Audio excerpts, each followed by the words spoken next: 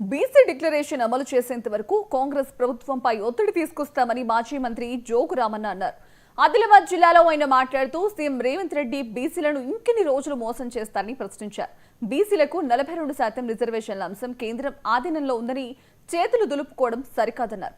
రిజర్వేషన్లే కాకుండా బీసీలకు ఇచ్చిన హామీలన్నీ పూర్తి స్థాయిలో నెరవేర్చాలని జోగు రామన్న డిమాండ్ చేశారు. మరి గతంలో ఏం చెప్పినాం, చట్టబద్ధత కల్పించి 42% రిజర్వేషన్ ఇస్తున్న వ్యక్తివి ఇప్పుడేమో కేంద్రం మీద పడేస్తున్నాం. కేంద్రం సంగతి కూడా బీఆర్ఎస్ పార్టీకి తెలుసు, పచ్చి మోసం చేసినటువంటి భారతీయ జనతా పార్టీకి తెలుసు. కానీ నీ వైఖరి మరి ఇవేది చేస్తలేవు. దాంతోపాటు ఇంకనేక చెప్పినాం. మహాత్మా జ్యోతిబా ఫులే గారి పేరుతోటి ఏం పెడుతున్నావు, చట్టబద్ధమైనటువంటి బీసీ సప్లాన్ని తీసుకొస్తారు.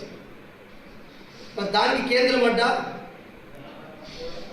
చట్టబద్ధమైనటువంటి మహాత్మా జ్యోతిబా ఫులే పేరుతోటి బీసీ సప్లాన్ని తీసుకొస్తారు చెప్పి అట్లనే ఇంకా చాలా చెప్పినాం. ఈ బీసీ సంక్షేమం, ఎంబీసీల అభివృద్ధి కొరకు, ఎంబీసీల యొక్క అభివృద్ధిని, వాళ్ళ యొక్క ఆకాంక్షల్ని పరిరక్షణ కొరకు ఈరోజు చెప్తున్న మాట